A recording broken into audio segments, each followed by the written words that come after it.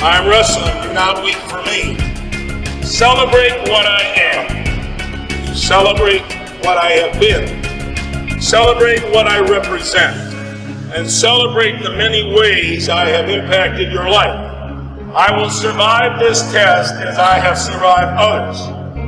I am forever etched into the very fiber of all mankind. The world needs me. Time is on my side. History guarantees me. I am wrestling. Do not wait for me.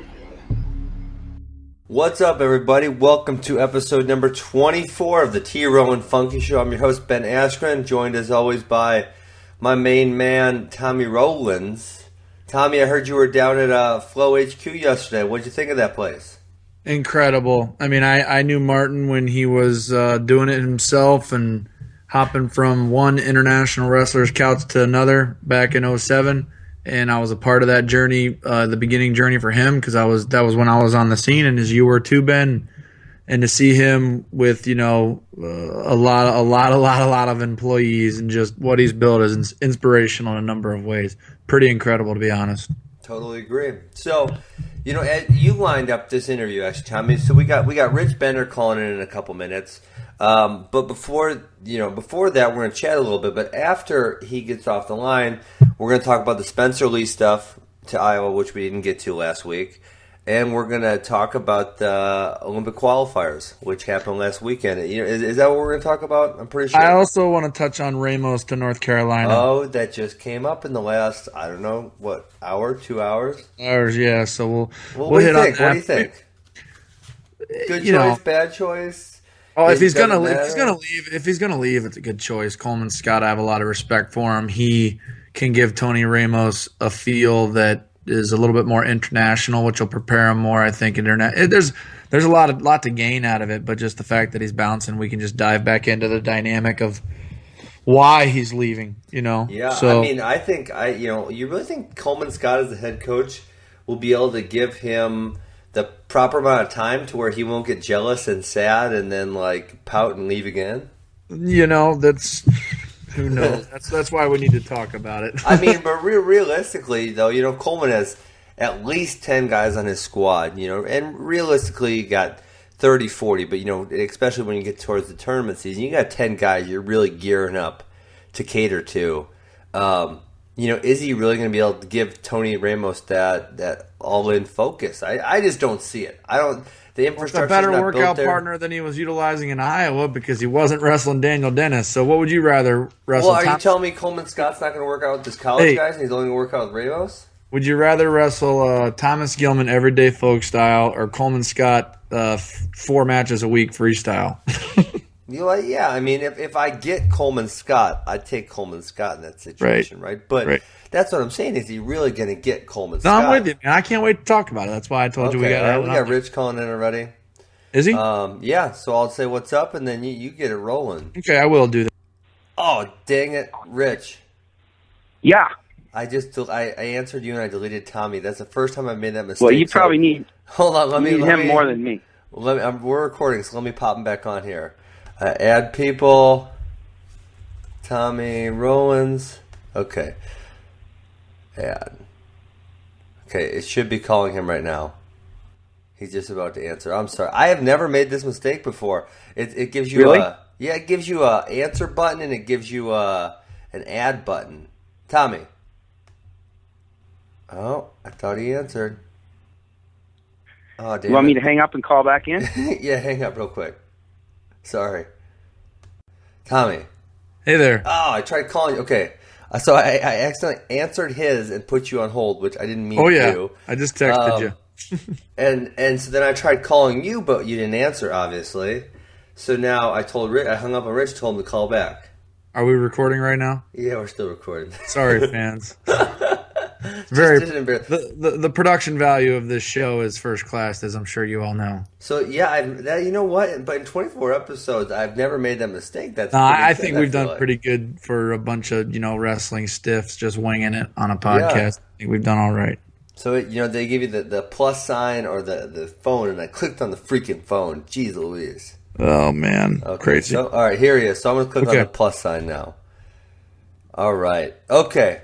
I clicked on the right button this time. We got us all here. Rich, how's it going? Gang's all here. I'm going great. How you guys doing? Doing great, Rich. Thanks for coming on tonight. We really appreciate it.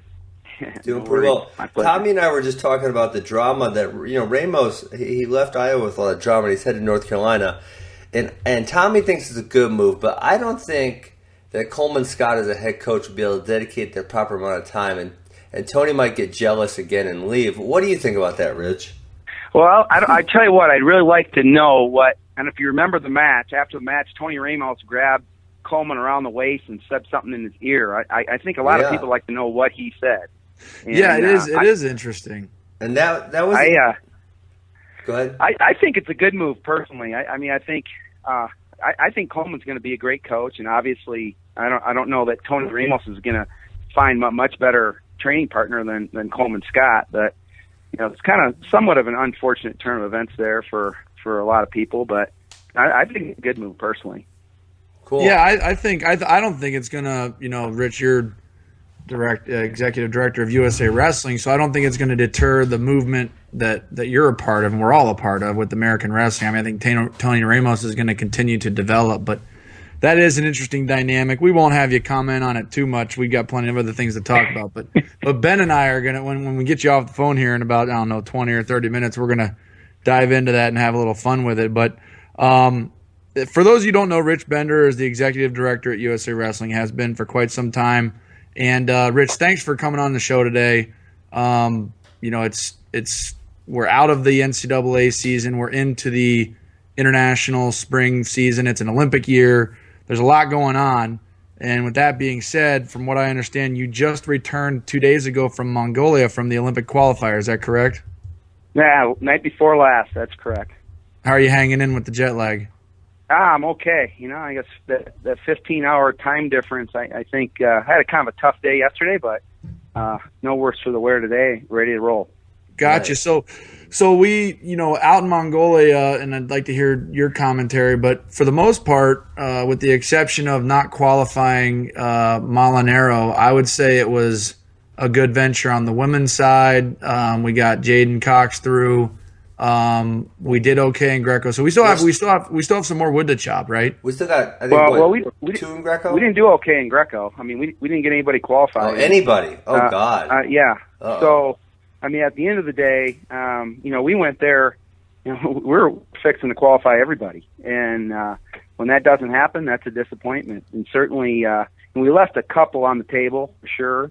Tamara Mensah, she wrestled for a spot in a match we thought we were better than the Israeli girl. And, and Rayvon Perkins, when you're wrestling 6 minutes to earn a spot to go to the Olympic Games, you got to get the job done. And, we came up short in that match.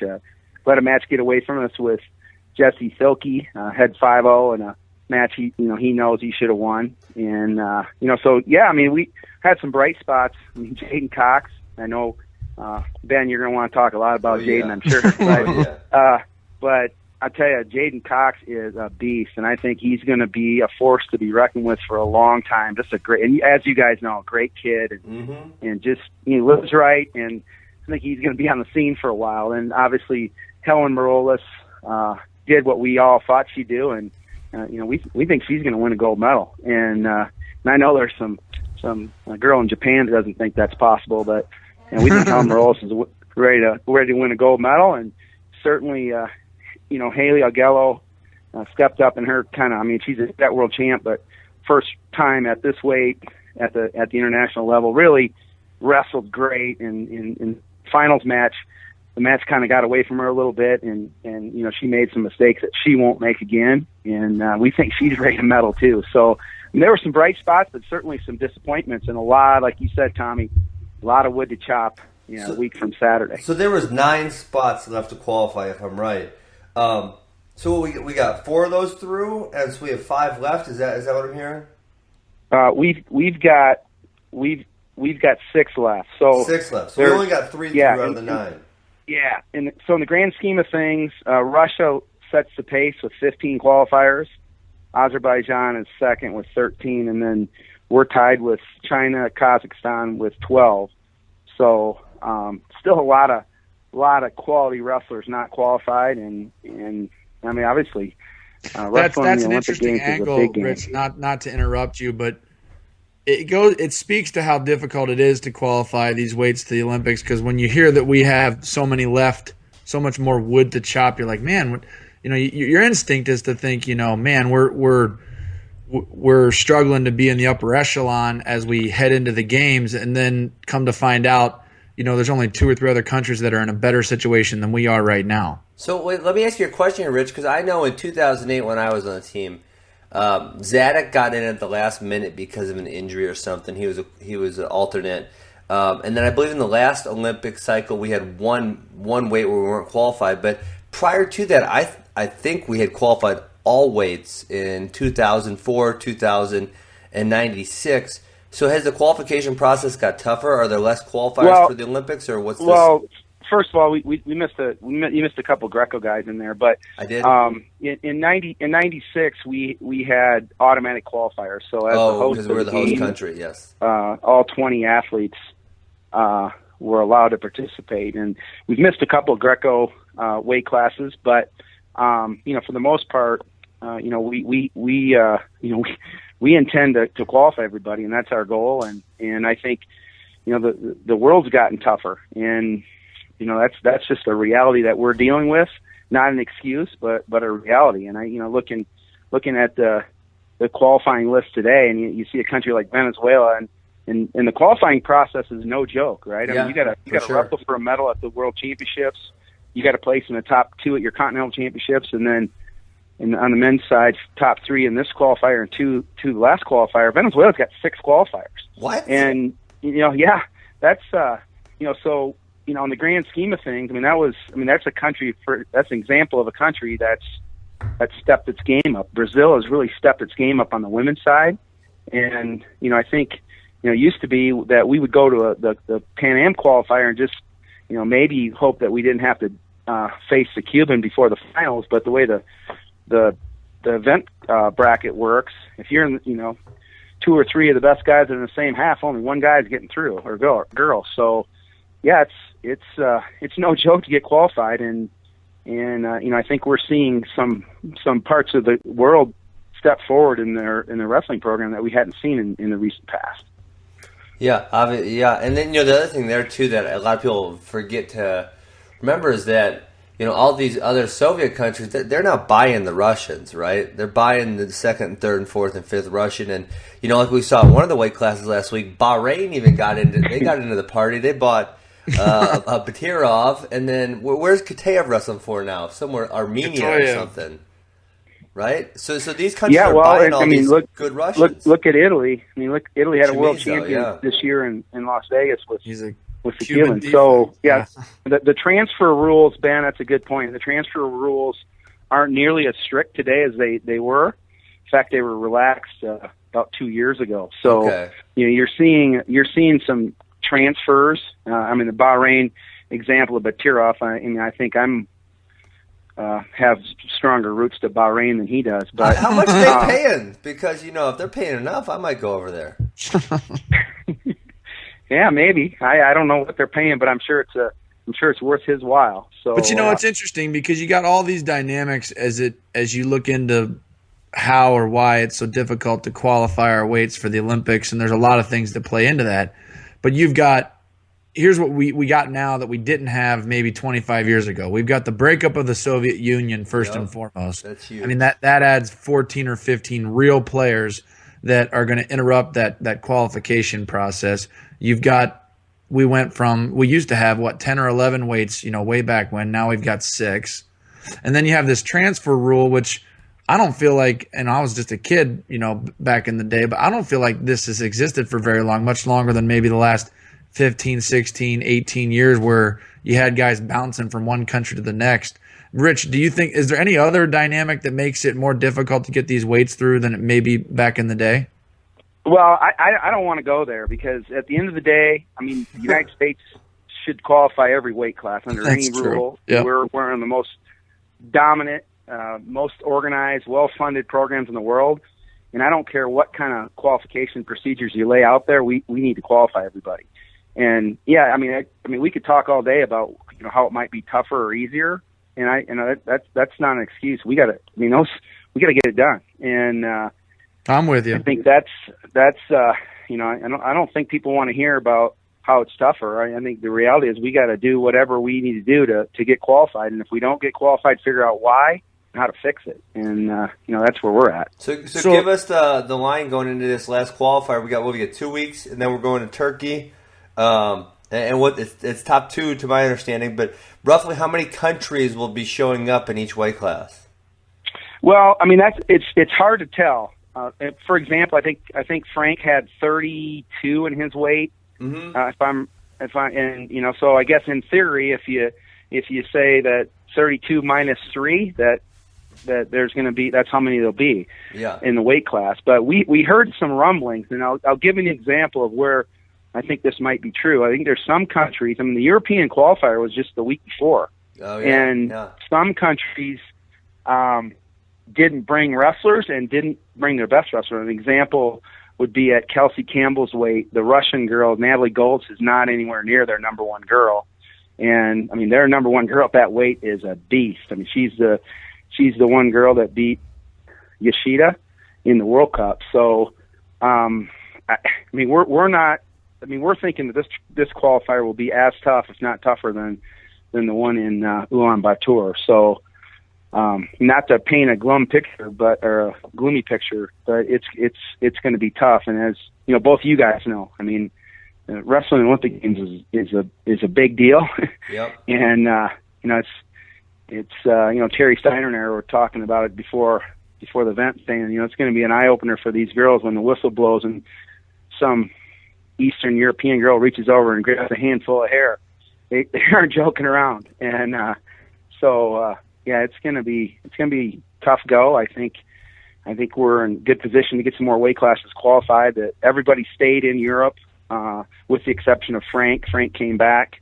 Kale and Cody and Bruce and our coaching staff, Bill, decided together that was the best move for him to come back and then go back again. Yeah. But everybody else, Rayvon and Jesse and Raul all stayed over there with Kelsey and Tamara. That's a lot of extra flying with it. Over the course of 2 weeks, I know because I do these freaking flights all the time, and that'd be a beast to go from. And Mongolia does not have a good airport in any sense of the imagination.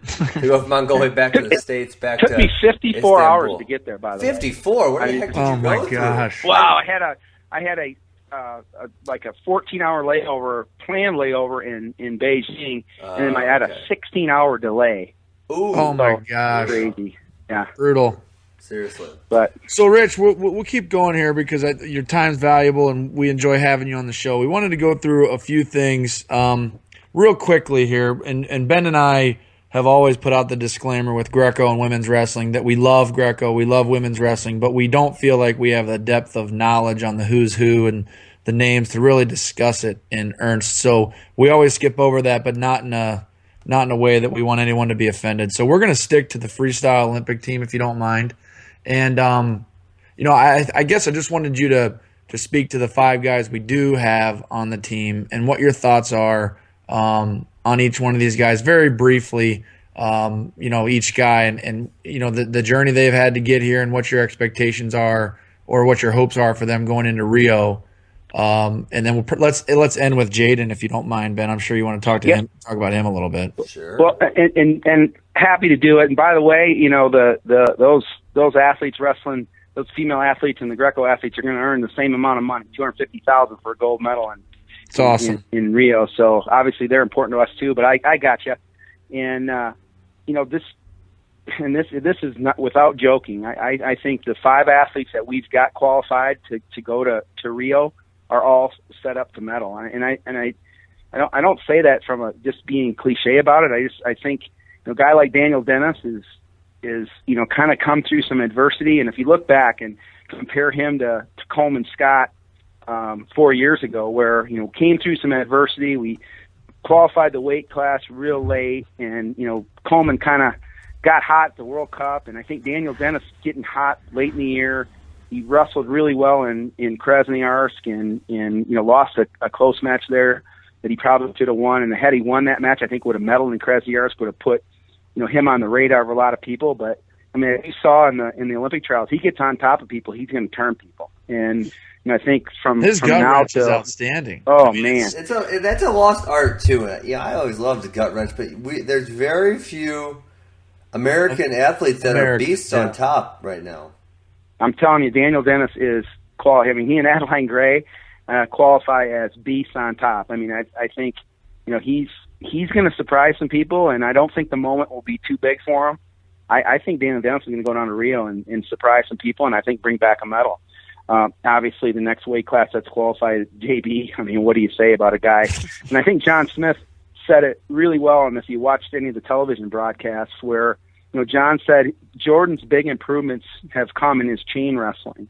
Yeah. And I think if you look back at Jordan's second match with Andrew Howell, Burroughs had Andrew Howell leg laced before Andrew Howell knew he was leg laced. Oh, yeah. I think it was one of those situations where that guy is scary good, and I mean, I think Jordan probably wouldn't be mad at me for saying this. Anything short of a gold medal for him is going to be a disappointment, and he does everything right, and he's the face of our program. He's the leader of our team. He's the man, and obviously Kyle Snyder. I think Kyle, it wasn't an easy road for him. Right, I mean, when you have to knock off the reigning Olympic champion and go through a collegiate season, and he's just this Kyle probably get mad at me for saying this, but he doesn't know any better, right? He's gonna go out there and beat everybody and have fun doing it. He just loves wrestling, and he's one of the guys on the team that I think we got to throttle back from time to time, or he'll train more than he probably should, but he's just a great kid, and I think a gold medal is certainly in his future. And then heavyweight Travell, I think with Travell it's just a matter of being healthy. If Travell's healthy, he'll medal, and it's pretty well documented. He struggled going into the trials, and probably wasn't 100% at the trials, and for him to beat Zach Ray and 2 out of 3 and not really probably be 100% says something about his character and his ability. And I think all 5 of those guys have a chance to medal. I think Frank's going to get qualified, and I think Frank's going to be right in the mix too. If you look back at the trials, and I haven't forgotten Jaden, by the way, and look at the path that Frank took to get to the team was pretty impressive. And I mean, if you have a chance to go back and watch Frank's finals match at the Pan American Championship with the Cuban, who we think it might be the best guy in the weight, and they weren't at that weight, but at the Olympic weight. But Frank went down there and won Pan Ams. I think Frank Malnero is. Well, I know he's really good, but I think he's going to be ready to win too. Yeah, and, kind of got a cup. He lost the controversial match to the Turk. I mean, he's in there with some pretty good guys, and so yeah, I'm hoping he can get it through. I mean, we get all kinds of calls, by the way, telling us what we should do about who should be wrestling, and the reality of it is this is a system that we landed on, and the system we're going to go with. I mean, so I think it's the most fair. them. You can't be having. If I'm Frank Molinaro and I'm freaking going to Rio, I don't want anyone else trying to qualify my spot. Let me do the damn job myself, right? Mm-hmm. Yeah, for sure. And then, I mean, Jaden Cox, I think, as I said earlier in the call. This guy's incredible, Rich. This guy. 1 month ago, as good as he is, I would have never predicted this in a million years. But a month ago, you did, and but a month ago I would have been like, you're out of your mind, and now I'm like, this guy's gonna medal.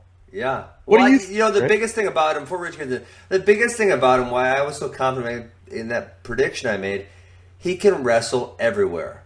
I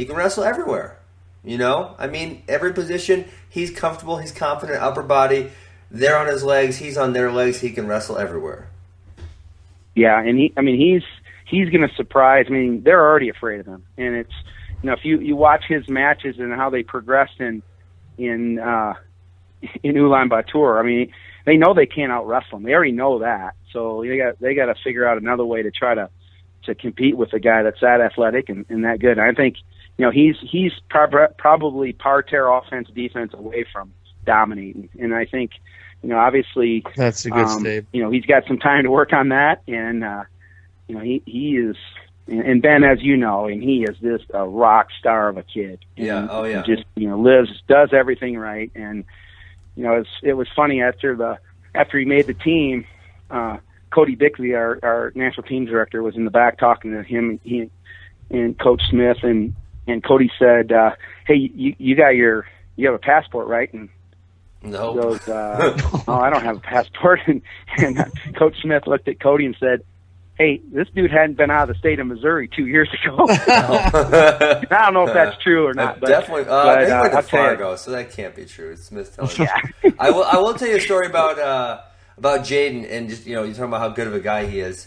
Him and a few of the other Missouri Tigers came up to our last camp last summer with the kids called Funky. It's our Funky Fresh Scrambling Camp. We do nothing but scrambling for 6 days.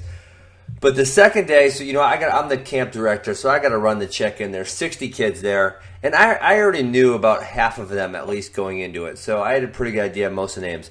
But it's literally the second day of camp, and Jaden goes, "Let me do this," and he named every freaking kid in the room the second day. Like, wow. It was like he took the time to get to know all of their names. A, who would do that, but B, on top of that, who could remember it? That's freaking impressive. It's impressive. He's a special kid for sure. Yeah. So, hey, Rich, let's talk a little bit about the national team coach. That gig's up. I guess Bruce Burnett's stepping down or stepping out, or is it Slay's position? I guess because Slay's going to the Pennsylvania RTC. And who are we expecting to fill these positions? Is the job hunt going? What's going on? Yeah, so 2 positions are going to be open. Brandon Slay's developmental coaching position will open up. Brandon will finish his term here at USA Wrestling after the Cadet Worlds. So the Cadet Worlds was after the Junior Worlds. So he'll go to Macon, France, with the junior team, and then to Tbilisi with the cadet team, and then he'll go to work for the Penn RTC, and so we'll be replacing that position later in the summer, and after we hire Bruce's replacement, and that process is right now ongoing. We've narrowed the list down to the 6 that we'll do some phone interviews with here next week. And you can't give us any names, can you? Give us some initials at least. Well, I don't. I'll tell you what. I'll give you initials, and I won't say A B C D E F G H. Maybe I shouldn't do this, but I mean, just to have fun, I guess I will. Yeah, of course. All right. So cool. Let's see. S K J H T B L R. Wow, B that's some good Z. Let me see who else. KM. Oh, wow. So I'll tell you what. Let's put it this way. That's some good names. Those are all there. initials of people that we'd like to talk to about the position, whether or not they've actually said they would do it. So you guys are recruiting then. It's not just whoever applies. You guys are going out and trying to recruit who you think will do the best job. Certainly. We've closed up the process, so I don't think that we'll probably go outside of that pool at this point. Okay. Do you have a timeline, Rich? Yeah, we're gonna do phone interviews here next week and narrow it down to 2 or 3 or maybe 4 candidates for in-person interviews that we'll do towards the end of May. And our goal is to have the next national freestyle coach named by the World Cup in June. And then, will he? I'm sorry, Tommy. Will he help with the getting ready for Rio process, or will he take over after that? That's the whole vision, was that we'd have the new coach on board, that they would go to Rio with our team, be embedded with our team. Without question, Bruce will be the head coach of that team in Rio. But the vision is that this coach will be there every step of the way, and closing ceremonies, we're off and running with our next coach. Wow. Nice. And then right after that, you'll be looking to fill Brandon's position, which is resident coach. I tell you, we'll talk to the new coach. In theory, if we get that coach named in mid-June, we'll have obviously a couple of months decide what to do. I think, obviously there's a school of thought that developmental coach is probably associated with a collegiate team somewhere, to be sensitive to, not plucking somebody out of a program after the season starts is, part of the reason why we ran this process this way, is that we knew that, many of the applicants were going to be working with collegiate programs, and we didn't want to disrespect, the athletes or their programs and cause any distractions prior to the NCAAs in New York City. So that's why we went with that time frame. But we think it's a great opportunity, and you guys both have been around Bruce Burnett. I think it's a great opportunity to have a coach be around him too. So we think it's a good plan. Hey, Rich, and I know this is difficult in the position that you're in, but trying your best to not give us a blasé answer, which is difficult with this question. But what do you think you want to see most out of a national team coach when you're interviewing all these folks? Well, without question, and this is cliche to say it because I think people say it all the time, that we want a CEO running our program, but that's an element of this that I think is important. And I think if you look at a guy like Zeke Jones when he was in the position, Zeke really understood that mentality and did a great job. There's a lot of people out there that can coach, right? We know that we can, not to certainly disrespect or make light of having coaching skills, because it's we're blessed in this country to have a lot of very, very, very talented coaches. But I think there's an administrative piece that we're going to certainly look to get filled here. And I guess today's count 44 regional training centers that we're going to need to coordinate and work with, because that is our pipeline right now. Right. And do you think do you want or do you think the coach needs to live in Colorado, with that being said, or do they need to be mobile around the country? So I think the answer is he needs to live here, and I say that with not in stone, because we might sit down in these interviews and say, hey, this makes sense to have a different setup, but I think right now our vision is that the coach would live here, and our vision is that the coach and the assistant coach, right now Bill Zadek's in that role, will be on the road a lot, and have as close a relationship as possible with as many regional training centers as possible. So, this is not an easy job, and it's unfortunately a lot of time away from home, and a lot of time on the road, and but I think relationships and you guys know it better than I do. It's important for the national coach to have a relationship with all the personal coaches and club coaches and regional training center coaches and college coaches out there. We're all on the same team when it comes this time of year, and we need a coach that can. You got to manage a lot of egos. These guys are coming out of multiple regional training centers where their coach at that regional training center was an Olympic champion. He's a great coach in his own right. And this national team coach has got to sit above the fray and keep everyone happy, motivated, inspired, and operate as a team. And to your point, that's there's a little bit of CEO element to that, because for sure. You're just the other thing, Tommy, the other thing is that they got to be able to customize a plan for the athlete. And, we know, the famous story, Bruce Baumgarten wasn't on the same training schedule as John Smith. These guys train differently. Yeah, it's a good point. And obviously, and our coach needs to be able to customize a program. And still, that's a gift to do that, because as you guys both know, I kind of feel intimidated talking to you guys about this, and you know it better than I do. The reality of it is, you got to manage the team, and if Ben Askren's not doing what Tommy Rowlands is doing, the team's got to understand why and not start to create animosity within the ranks. And I think that's a skill, and it takes a gift to do it. 100%. Hey, you should apply for this job, Rich. You're answering all the questions the right way.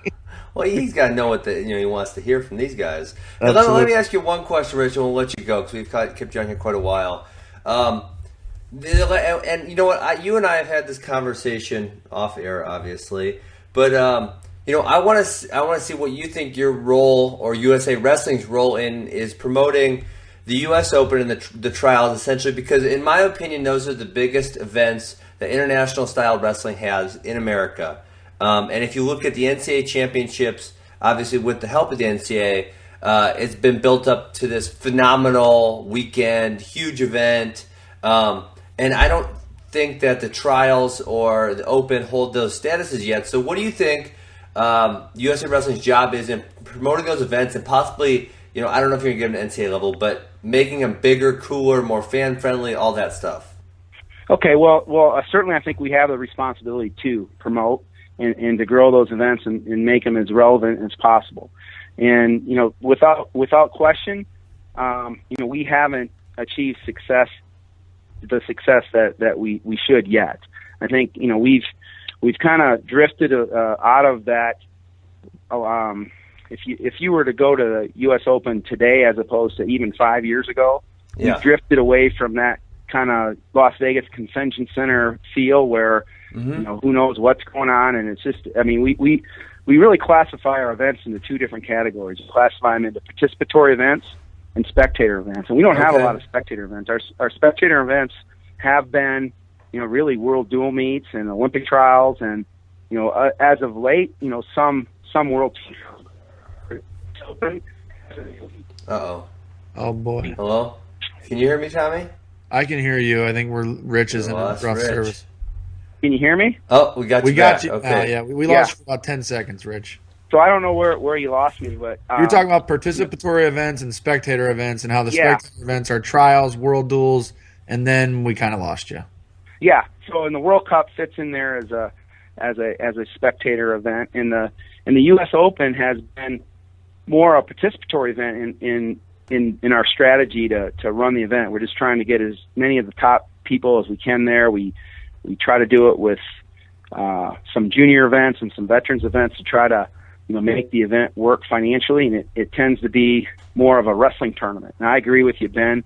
Totally, the U.S. Open. You look at the quality of competition at our U.S. Open; it deserves to have 10,000, 15,000 people at it, and we've struggled with that. We've struggled with kind of changing the culture. I think the NC2A really, really, really benefits from that tradition, and that X number of guys. We're going to the NCAAs every year to support our, and without that kind of team connection or connectivity, it's been a struggle. Not an excuse. It's just it's been a little bit of a struggle. We've tried TV. We've social media has made a difference for us, and obviously partnering with organizations like Flow to help us kind of create heroes and create relevancy around the event. It's kind of helped us gain a little momentum. And, right. and if you went to the U.S. Nationals, we didn't have a U.S. Nationals really this year, but not this year. Last year at the South Point, when you got to the finals, it felt like an event. It felt like a spectator event. We had smoke and music and the setting was, the presentation of the sport was where it should be, and hopefully making those kinds of changes can help us change the culture to make the sport that relevant, because you and I both know it's the quality of competition's there, and certainly I love the NCAA tournament as much as anybody, but Jordan Burroughs isn't wrestling in the NCAA tournament, and I think it's I think there's things that we need to do to try to be creative as well. We've talked about international opening up to international competition, and if that would help us accomplish our goal of raising its relevancy and still ultimately being part of our team selection process. Rich, what about thinking way outside of the box? Have you? And I'm sure you guys do this every now and again. You try to get 300,000 feet in the air, but what about having the U.S. Open at a different time of year? Have you entertained that or discussed that, and what are the challenges? Because I feel like maybe if you had a different time of the year, you might have a better chance of drawing in the casual wrestling fan. Yeah, and Tommy, we've been stuck in that box just because of the international calendar and our coaches kind of backing up from when the World Championships are to when we need to do our U.S. Open. So I think it's something we should certainly consider and look at. I think I'll give you an example of kind of getting together in a think tank scenario and kind of some good things happening. A couple of years ago, Ben, you were part of this. Yeah. We went down with our senior staff to the Flow headquarters in Austin and just spent a day just thinking out of the box, like you said. And a result of that was kind of totally changing our Greco-Roman selection procedures, where we had the U.S. Open. We narrowed it down to just 2 people. So we had then the final wrestle-offs at Cornell, in a kind of a made-for-TV environment. And I think that's a format that we can probably learn from that and maybe apply to freestyle and right. Make it more spectacular. But I don't think that it's we need to keep our minds open to everything. And the only reason we haven't is that just kind of backing up from the World Championships and trying to decide when it makes the most sense from just a scheduling perspective. But I think if it, we got to continue to think out of the box. If you hold an event in a geographic location or a venue where you have success, whether it be a U.S. Open or a World Team Trial or a World Cup or whatever it is, do you feel obligated to go back right away, or do you like to spread the wealth around the country? Because I've always wondered, the Olympic trials in Iowa City are tremendous. I would assume that the World Team Trials wouldn't be the same, but it would be still pretty good. Maybe we should consider continuing to go back to Iowa City. Or do you think that that's counterintuitive to, growing the sport and getting that national fan base? Well, I think you could interject Olympic trials with the NCAA tournament and have the same conversation. I'm a fan and believe in rotating events around to different geographic locations around the country, especially events like the NCAA tournament and the Olympic trials that has a built-in audience. I think we can probably take the U.S. Olympic trials anywhere in the country and probably draw 5,000-6,000 people. I think obviously the NCAA tournament's one of those events that is resistant, pretty much geographic resistant to anything. They can go to wherever, and I think we'll do well. Although I don't think we can. That old saying, "Do what you always did and you get what you always got," isn't necessarily true in wrestling. I think we got to continue to look at ways to think out of the box. But to answer your question, I think it makes sense to rotate. And you like to rotate. We love Iowa City, and we love all that community has done for the Olympic trials and raising its relevancy. And I think it started, and we really. If you look back in 1996, when the freestyle Olympic trials were in Spokane, Washington, was really, when you look back and mark your calendar, that was when the Olympic trials really became an event. We had a pretty good Olympic trials in Pittsburgh, the quad before, but we had 10,000 people in Spokane, Washington. It was kind of unheard of, and I think cool. we've done pretty well with the event. It's not we didn't do as well in Las Vegas, and I think it was important for us to go back to kind of the heartbeat of our sport, to breathe a little more life into the Olympic trials. And whether we're there again next time or not, I think that remains to be seen. But I think we have an obligation for those event rights holders to use those events to grow the sport. So I'm a fan of rotation. Not saying that we're going to rotate the Olympic trials out of Iowa City, but I think it makes sense. A little bit of a hypocrite when you look back at our big properties, right? Our junior nationals have been in Fargo, North Dakota forever, and our U.S. Open's been in Las Vegas forever. But I think in the pure and perfect world, you rotate it because I think it provides a lift to the community that it's in, and I think the NCAAs is the greatest tool for us to do that, in my opinion. But just because it's it just has that built-in culture and following that, I think the fact that the NCAAs were in New York City this year probably provided more of a lift to that event moving forward than any event in the last probably 10 years. And the reason I say that is I think there were a lot of the traditional wrestling community, and it's pretty well publicized that the demographics around the NCAA championship fan is getting older, right? We're not replenishing that fan base with younger, newer fans. And I think when we move to a location like New York City that's a little bit out of the box, some of the traditional wrestling community, and I think it was kind of the perfect storm. We had the Olympic trials in Iowa, so we had a great wrestling event in the heartbeat of our country in the Midwest, and a lot of the traditional wrestling fans didn't go to the NCAA championship. And I think 19,740 people went. So I think we're going to see the NCAA championships next year in St. Louis be one of the most sought after tickets maybe ever. And as a result of that, so I think it's important to rotate around. I think that was a long way answering your question. Nice. Gotcha. Well, we appreciate you for coming on, Rich. Are you making the trip to Istanbul here in 2 weeks?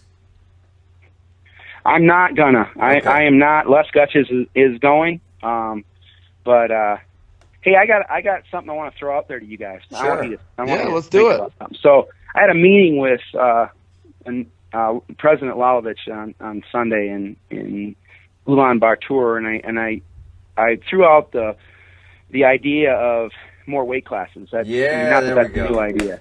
That's great. Not necessarily a new idea. That's great. But I want to get your guys' thought. I want to give you an assignment. Okay. And here's my thought. My thought is, we need 10 weight classes.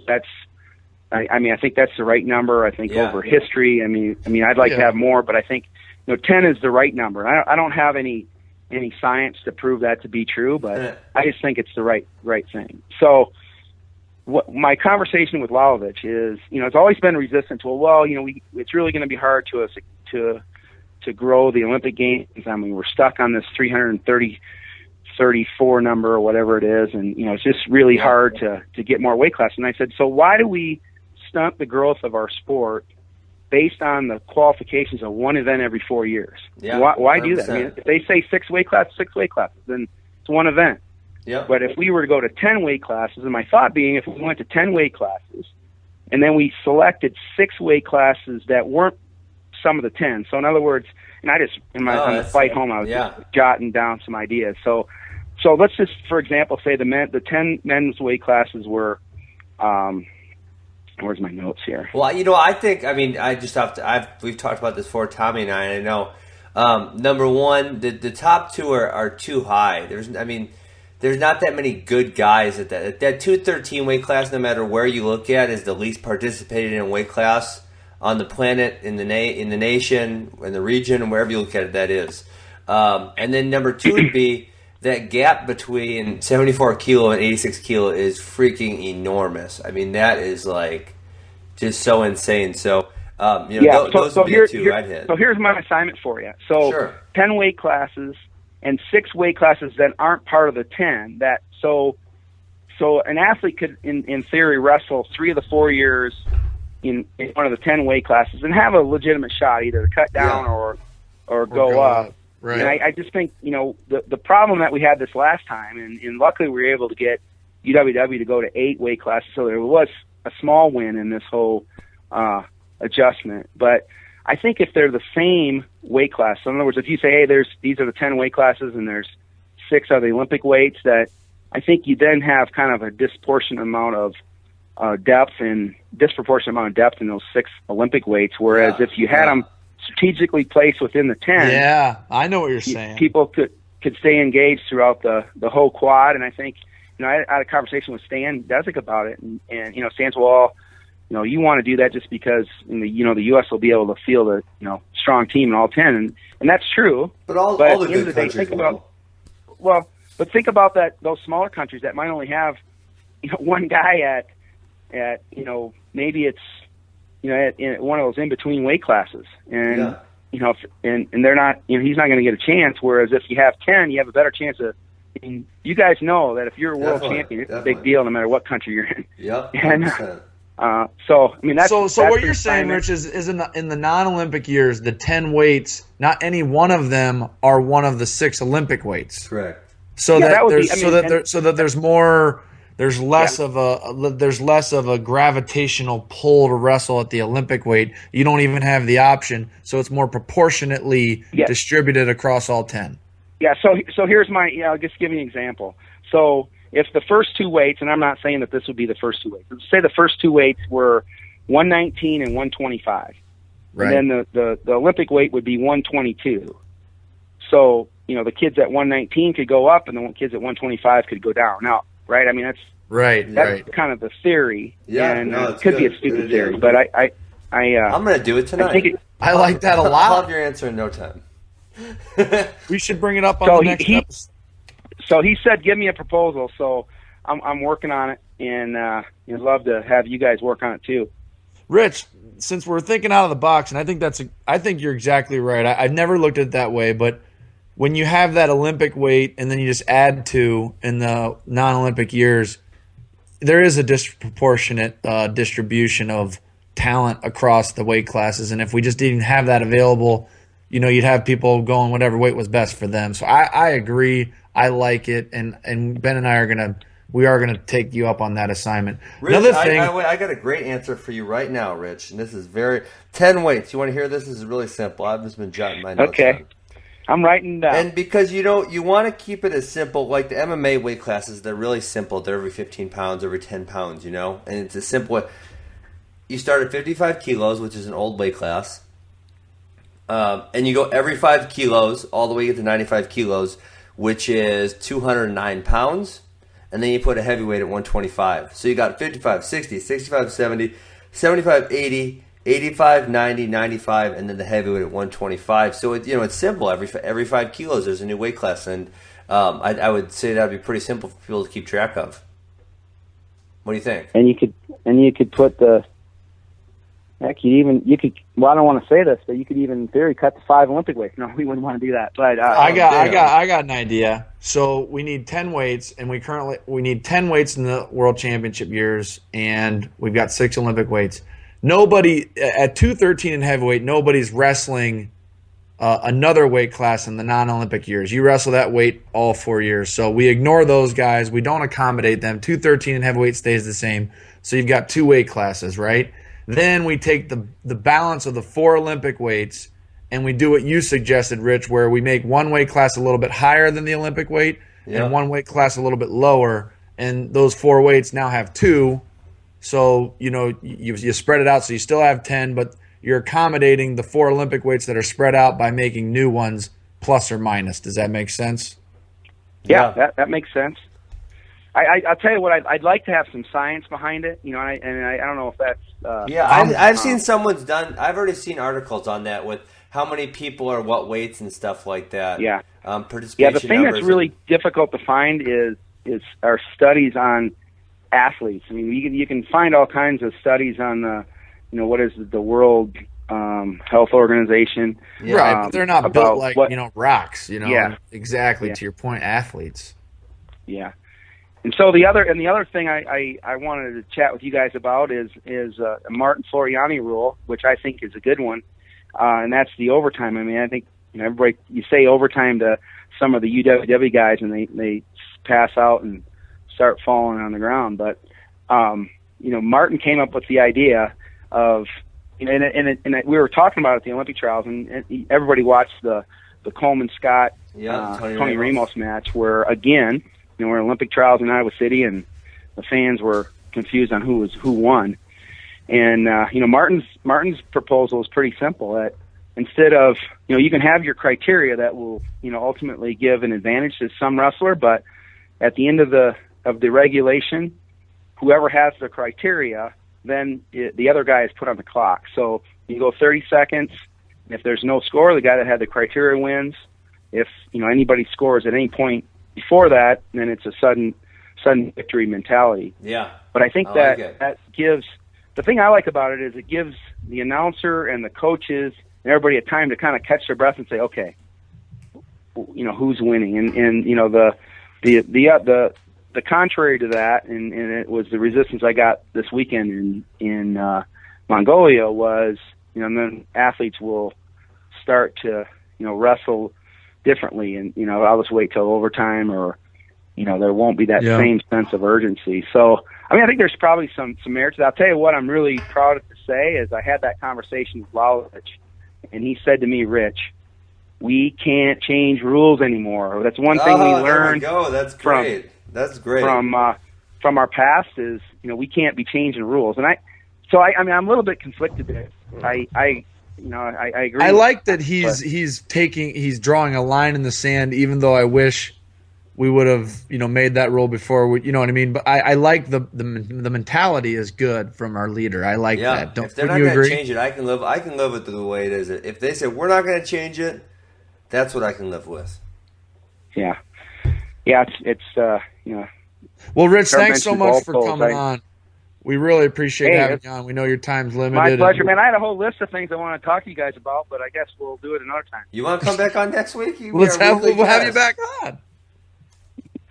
Yeah, well, let's do it another time. In short order. Yeah, I would like to talk a little bit more about, Ben, I know you cracked on our International Federation a lot. I wanted to stand on here and defend them a little bit. I think they've made some good changes. Not that we all can't get better, and that they're far from perfect. Believe me. Yeah. But I think it's. I tell you, it's kind of an exciting time. I think we finally have an international federation that, whether they have the capacity to make the improvements they need to make or not, I think they certainly have the mentality to try to do it. So nice. That's a good thing, and I think. Right, we have a lot of things that the sport needs to pay attention to here on our home soil. I mean, our participation is, we are consistently breaking records. We have more members today than ever before in our history, and our coaches' numbers are through the roof. But participation in our sport's not. You look at the high school and junior high levels, the numbers aren't growing, and it's a little bit scary. I think in this day of sports specialization, our sport's losing that battle just because that's hard, right? We all know we know that it makes everybody that participates better, but it's hard. And, I think those are a lot of topics that we need to probably get out there and talk about. Well, Rich, do you want to come back on next week? We haven't picked our guest next week. All right. I think I could come on next week. Right. You wanna... Part 2, Rich Bender. So we're going to do a part 2 because, we're trying to do an hour show, but we want to be a forum, Rich, where we want this to be a forum where we just have real conversations. And so if you want to keep talking more about all this stuff, we would love to have that conversation. I can't wait for it. Hey, so let me ask you. I'll ask you one favor. Can we do it not next week? I mean, I told you I was available next week. Sure. But how about Tommy? You and I, or Ben, you and I can figure out. Let me just look at a schedule. And it might not be next week, but I promise I would love to come on. Yeah. Okay, for sure. Whenever you can. Whenever you want to in the next, let's call it 8 weeks, we'll get it done. Yeah, let's do it. All right, thank you, Rich. All right, guys. Yeah, thanks for what you're doing. Thanks a lot. Appreciate it. All right, guys. Take care. See ya. Tommy, we've had some stuff on the docket here in the last couple weeks, and we've gone so long with our guests that we haven't got to freaking go at it. Listen, I like having... That was a lot of good stuff. That was a lot of good stuff, and I feel bad cutting Rich off because... I know, right? But it's like, we're trying to stick to 60 minutes. We're going to go over. This will be our longest episode ever, but I want to have... We've had an hour 21. We got one argument to have, essentially. Listen, but here's the thing. Here's the thing. Rich Bender, he is in a leadership position where a lot of comments get thrown at the leadership level with USA Wrestling. We've all been in those conversations. Yep. You can't say that you haven't. Yeah. And he is very informed. I always love talking to him. He was a very informative guest. He knows his stuff, and he doesn't dodge questions. In fact, he indirectly said, "I want to keep talking. Yeah. Let's talk about more stuff. Let's get juicier." And so I'm excited. I want to have him back on the show. I'm glad he wants to be back on the show, and we'll get it done here in the next 6 or 7 weeks. I love that Lalovich doesn't want to change the rules. That's fantastic. I really hope he's open to this 10 weight class thing. It's kind of a good idea. It is a good idea. That was Rich's idea. And the other thing is this, Ben, I hate the fact that there's no overtime, but I like the fact that Lalovich said that to Rich. That is leadership. That is understanding the parameters of the situation that you're in, taking the good with the bad, and that's true. We don't want to keep changing the rules. So I wish that we had overtime, so that we didn't have the conversation. But I agree with what he's saying to some extent. 100%. So okay, hey, let's go to the Spencer Lee topic. This is what we got to hit. We want to talk about this last week. Talk about it this week because the Tony Ramos thing ties in. Now I'm going to warn you, Tommy. I've done my homework. Okay, let's do it. Are you ready? So I don't think Spencer Lee and Gavin Teasdale to Iowa is a game changer because I don't think You're so you full. can out recruit it. Now let me give you my statistics here, Tommy. Iowa had the number 1 recruiting class in 2010. They had the number 2 class in 2012. So it's not like this would be the first time they've had a great recruiting class, right? Well, and on top of that, on top of that, the other 2 high-level guys they've signed or got committed in these future classes are the same exact weight classes. So they got 4 really high-level guys, but they can't all wrestle. You can't have 225s and 233s, right? So with 4 high-level guys, you only be able to cover 2 weight classes. So it's not who you recruit, it's how they perform. And on top of that, and I know it's important to you guys, but Chael Sonnen said this one thing, it's not how much money you make, it's how much you keep, right? Right. If you look through these recruiting rankings, I'm on D1collegewrestling.net, but there's other places you can find them. Man, there are so many busts in here. I mean, look at Iowa's number 1 class, right? In 2010, they had the number 1 class. They had 7 guys within the pound-for-pound top 100. No, I'm sorry, within the top 79. They got Mike Evans, Nick Moore, Josh Jeva, Bobby Telford, Jake Baldwin. Yeah, but Mike Ben, here's Kelly, the Anthony thing, Baldessaro. Ben. You got good points, okay? But Spencer Lee is one of those types of guys. Sure, he'll score 20 points for him. No. It's not that. You're missing the. Here's the deal. There aren't many recruits that come along where you say, "Ain't nobody gonna beat that guy," and I think that you can say that about Spencer Lee. No, come on. I think Dayton Fix can beat him. I think he's Logan Stieber-esque. I think he's David Taylor, Kyle Dake. Yes, but then Iowa's going to put him in this box and shut down his offense. That's the issue. That's Iowa's Tommy. That's Iowa's issue. Iowa's issue is not that they can't recruit. They've had a number 1 class and a number 2 class in very recent history. Neither of those classes were able to get the job done. Their issue is they haven't had a recruit like Spencer Lee since Brent Metcalf, and he worked out pretty good. Yeah, but one guy can't win a championship. I know, but you build around that type of guy. Ask Ohio State if they enjoyed Logan Stieber being around. Ask Missouri if they enjoyed Ben Askren being around. I agree. Ask Cornell if they enjoyed This is that type of dynamic. And the other thing you've got Gavin Teasdale, and then you've got Nelson Brands. And something tells me he's going to have a Hawkeye singlet on, and he's probably going to be pretty good. He's a sophomore state champ. So, to me, I personally thought Iowa wrestling, dare I say, was about to enter a stratosphere they haven't been in. They've already entered it. They haven't won in 5 years and took 5th place this year. I don't know if they'd already entered it. I think they were going to enter it. And I mean, I still think they're going to, because Tommy, we diagnosed this problem. The problem is Iowa's in this little box, and they're not teaching their wrestlers how to effectively get to leg attacks and finish. All of Iowa's wrestlers are scared to attack the legs. With Penn State's guys, you don't see that. And what Penn State's done is they've taken a few of these good recruits, and they've made them freaking animals. I mean, my God, some of Nolf, Rutherford, these guys were good in high school, but Cadet World Champ. Rutherford was a Cadet World Champ coming out of, Rutherford was, what's his head? The guy that we're talking about is going to Iowa. He was a Spencer Lee. But no, he wasn't the number 1 ranked in his class. He was below that. I'm looking at it right now. It was he was 3rd. Bo Jordan, Adam Coons, Zane Rutherford. But then you got someone like Ben Whitford, 4th. He hasn't done anything, obviously. And so, there's a lot of these guys in the top 15, 20, 30 that, they didn't do much. They went to college and they didn't do much. So yes, I'll give you. Spencer Lee's going to be a superstar. I'll give you that one.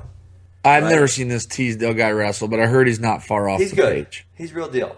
But like I said, then they got the Mejia and the Renteria, but those guys are the same weight classes as Teasdale and Lee. You got Nelson Brands too. I mean, that's a big deal. He's Terry's kid, right? Yeah, he won the state. But what if Terry What if Terry moves to Colorado and defects from Iowa? Then what? He's still going to wrestle at Iowa. Are you sure? What if Terry's got heat over the Ramos situation now? I don't think he's got heat. Are you sure? No. Yes, I am sure. Are you? How sure are you? Because blood runs thicker, baby. So You're saying Iowa's going to win a national title with Spencer Lee. I did not say that. Okay, well, I'm trying to get you. What Okay. are you saying Well, then? Spencer Lee's going to be a stud? I am saying that Iowa wrestling just punched Ohio State and Penn State and Okie State in the gut in the offseason. They didn't. It's not the death blow. It doesn't make them better than Penn State right now. Penn State's the best. It doesn't even make them better than Ohio State. I'm just saying that every single one of those guys would have taken Spencer Lee. Of course. Well, yeah. If they could offer him 2 scholarships, they would offer him 2 scholarships because you don't. That's a little bit of a stretch. 2 scholarships? Damn. This guy is like Stieber, Taylor, Dake. Well, Dake wasn't even that big of a deal compared to coming out of high school. But let's see. I can find this, I think. Mako coming out of high school, it's like the guy's going to win. That's Spencer Lee. So I'm with you. I mean, listen, you're throwing stones. There's some merit in the spit you're throwing. I'm just saying you got to be honest with me here, Ben. Signing Spencer Lee, anybody can build around that. Anybody. It's a big deal, but it's not. You're not diagnosing the problem. You got to diagnose the problem if you want the system to be fixed. And they're not diagnosing the problem. They're trying to put Band-Aids on it. Spencer Lee's a Band-Aid, and he's a damn good Band-Aid. By the way, I don't like the Chael Sonnen analogy where it's not how much money you make, it's how much. Of course it is. It's how much you keep, because I don't like it when you see these people that do well for themselves but they hoard it. It's just, who cares if you? Well, no, he's talking about professional athletes that go buy.